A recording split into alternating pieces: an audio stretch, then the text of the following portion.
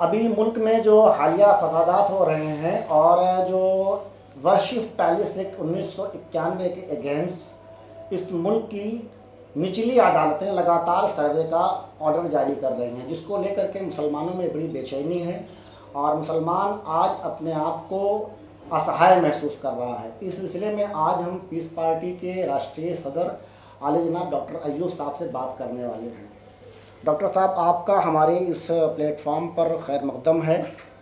साल 1991 में जब वर्शिप पैलेस एक्ट 1991 आया तो मुल्क में एक खुशगवार फ़ज़ा ये बनी कि अब इस मुल्क से फ़िरका परस्ती वाली बात ख़त्म हो जाएगी, मंदिर और मस्जिद का ख़तरा झगड़ा जो है वो ख़त्म हो जाएगा।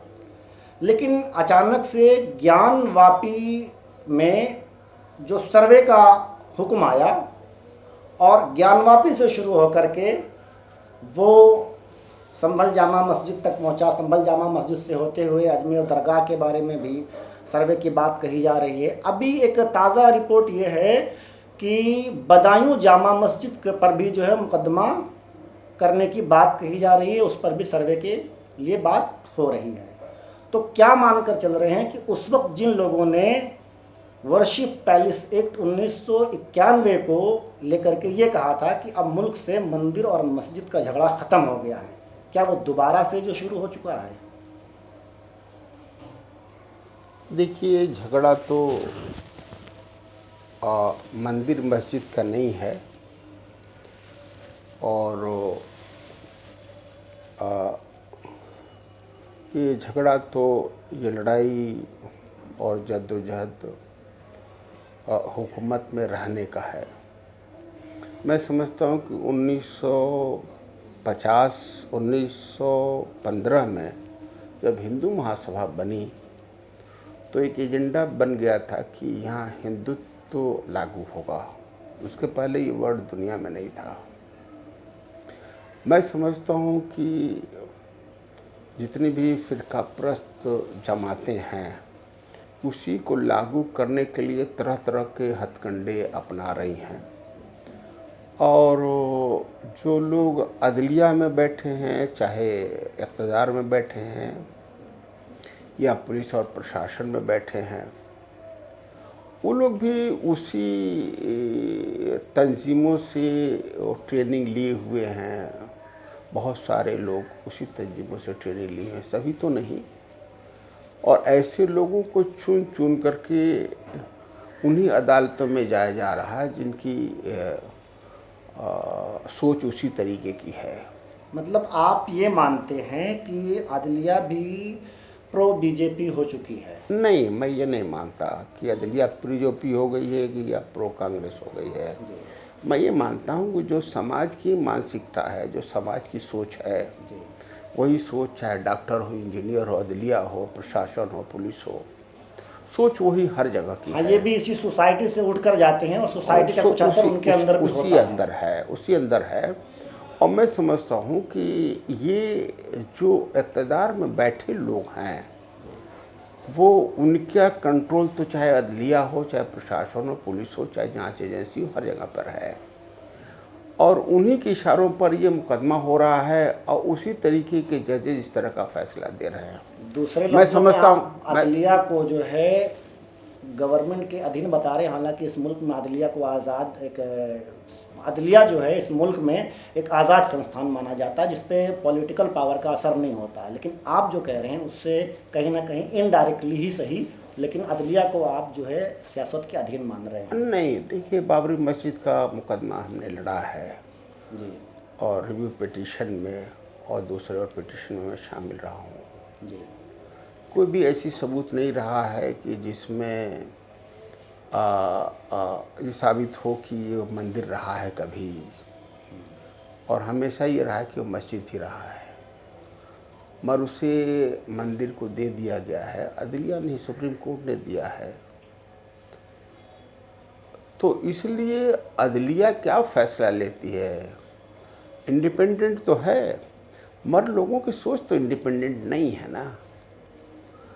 और सबको सरकार से तो भाई अदलिया को भी तो सरकार ही अपॉइंट करती है, कोई अदलिया अपने आप तो आ नहीं जाती है।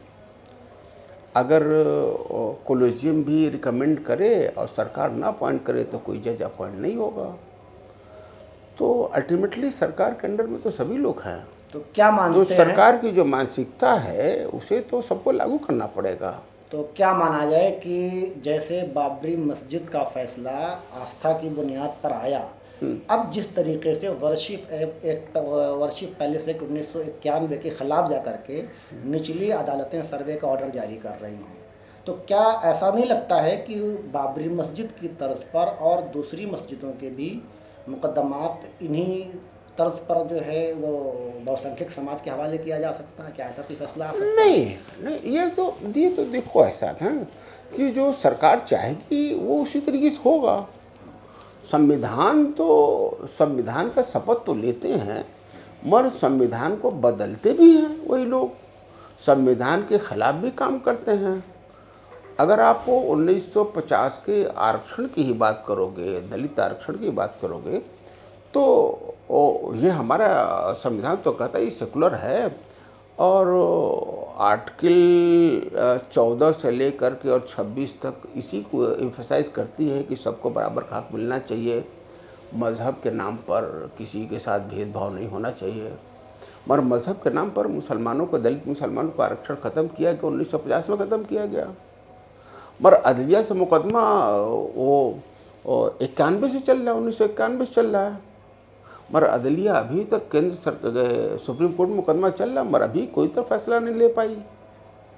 तो फैसला लेना न लेना, आयोग भी बहुत सारे बने, सच्चर कमेटी बनी, रंगनाथ मिश्रा कमेटी, अभी श्री कृष्ण कमेटी बन रही है, सुब्रमण्यम कमेटी बन गई है। सरकार अदलिया पूछ रही है कि भाई कमेटियाँ रिकमेंड कर चुकी हैं, फिर दूसरी कमेटी बनाने की ज़रूरत है। तो ये तो ऐसे ही चलता रहेगा ना। मतलब मेरे ये कहने का मतलब ये है कि असल मुद्दा तो ये है, ये अदलिया का फैसला हो, चाहे दंगा फसाद हो या मंदिर मस्जिद हो, ये एक मिशन के तहत हो रहा है ना। और मिशन वही फैसला करता है जो सरकार में है, जो सरकार की मानसिकता है। जांच एजेंसी भी है, सारी इंडिपेंडेंट एजेंसी है, चाहे ईडी हो इंडिपेंडेंट एजेंसी है, सीबीआई हो, एनआईए है, सब इंडिपेंडेंट एजेंसी है।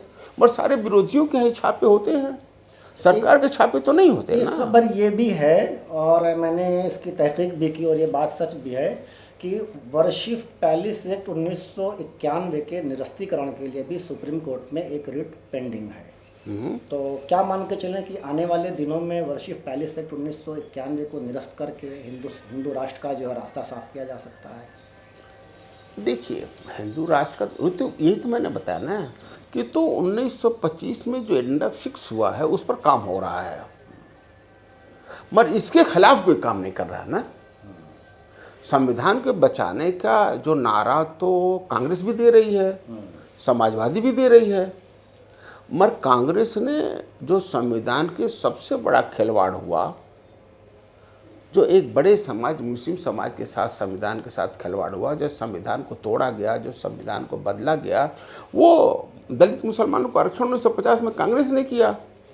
और सीए लागू हुआ, ये संविधान के खिलाफ हुआ। किसी मुसलमान को ही साबित करना पड़ेगा कि देश का नागरिक है। तो सीए में जो संविधान के खिलाफ हुआ, उसके खिलाफ तो ना कांग्रेस ने बोली, ना वोट दी, ना उसके खिलाफ जो है समाजवादी पार्टी ने वोट दी। तो नारा तो देते हैं सब। संविधान किस चीज़ को बचाना चाहते हैं, किस चीज़ के लिए बचाना चाहते हैं? संविधान आरक्षण बचाने के लिए कह रहे हैं, मगर मुसलमानों के आरक्षण की बात नहीं करते ना। उन्होंने ओबीसी मुसलमानों के आरक्षण पर 7.88%, 8.744% देने की काम किया, और उन्होंने दलित मुसलमानों को आरक्षण दिया। तो संविधान को बचाने की बात तो करते हैं, मगर मुसलमान उससे बाहर है। उन्हें इंसाफ देने की बात करते हैं, मगर मुसलमान उससे बाहर है। मंदिर मस्जिद की बात करते हैं, सबको न्याय की बात करते हैं, सेकुलरिज्म की बात करते हैं, मुसलमान उससे बाहर है। तो मुसलमान को हटा करके बात करते हैं। अगर मुसलमान को इसके साथ जुड़ना है कि संविधान जो व्यवस्था दी उसके साथ उसको न्याय मिले, चाहे वर्शिप एक्ट हो चाहे कोई भी एक्ट हो, उसके साथ उसको न्याय मिले, तो उसको जो उसको मॉनिटर करता है, जो रेगुलेट करता है, उसमें उससे हिस्सेदार बनना चाहिए। मगर मुसलमान ने खुद फैसला कर लिया है कि हमें उस इक़्तिदार में जो इस सारी ऑर्गेनाइजेशन को रेगुलेट करता है, जिसके अंडर में रहता है, उसका हिस्सा नहीं रहना है। जब उसका हिस्सा नहीं रहेगा तो उसका कंट्रीब्यूशन कैसे हो सकता है?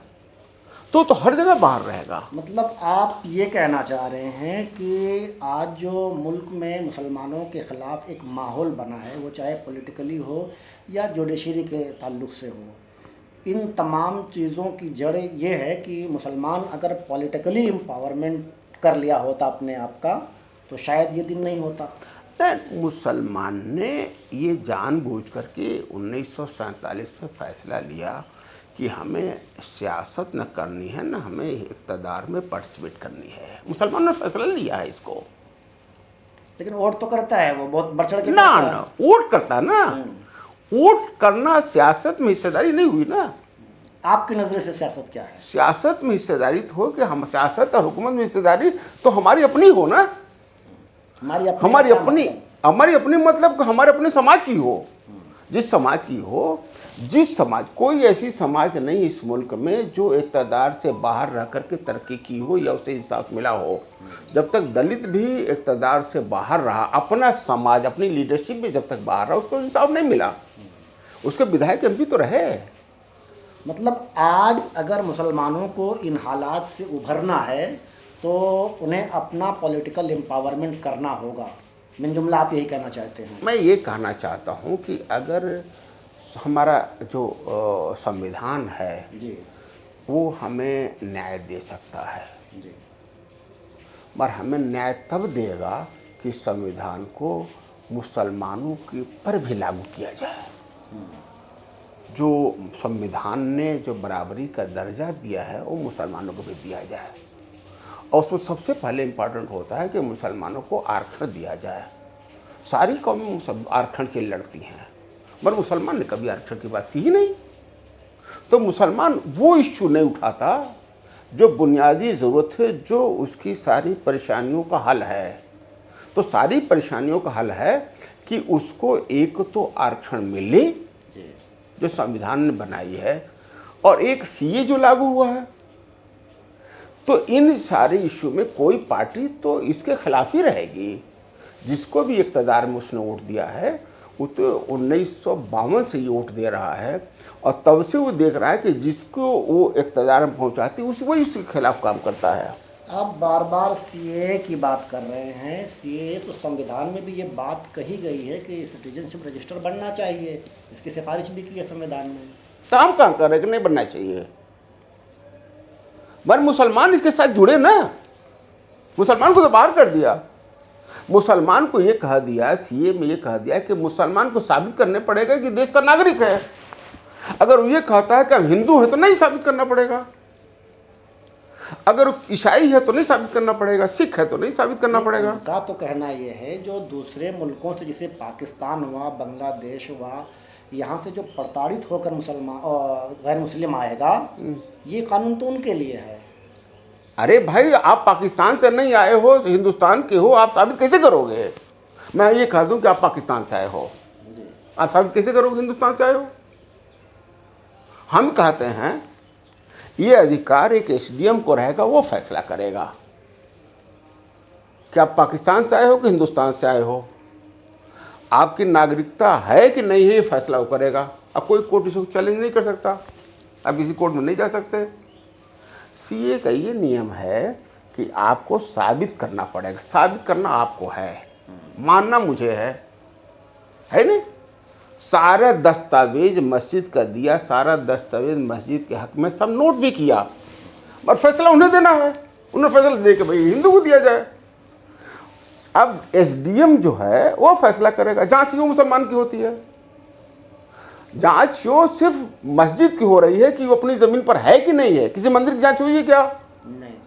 किसी मंदिर की जांच हुई है कि मस्जिद पर है? नहीं।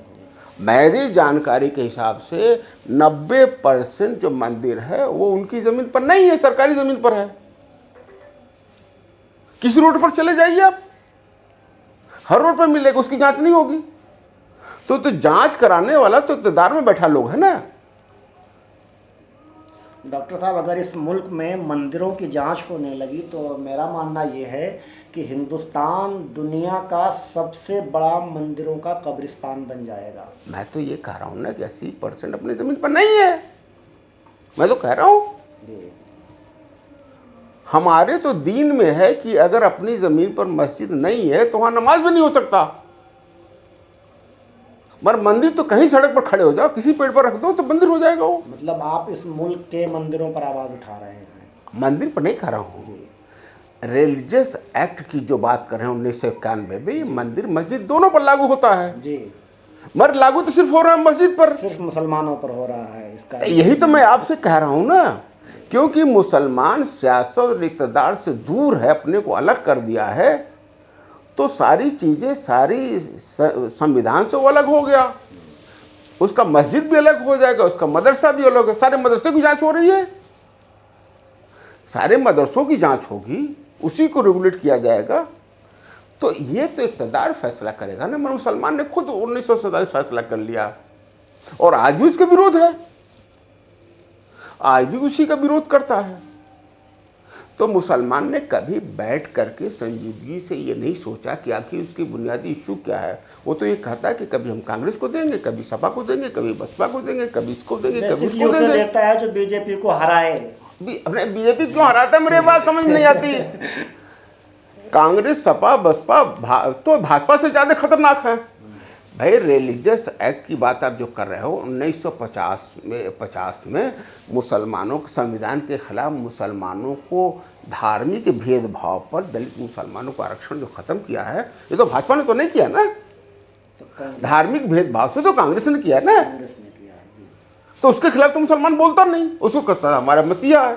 मामला तो ये है कि जो कातिल है उसी को मसीहा समझ रहा है। आप ये कह रहे हैं कि इस मुल्क की, चाहे वो कांग्रेस हो या दूसरी नाम नहाज सेकुलर पार्टियां हों और इवन बीजेपी भी, इन तमाम पार्टियों ने मुसलमानों के साथ भेदभाव किया है।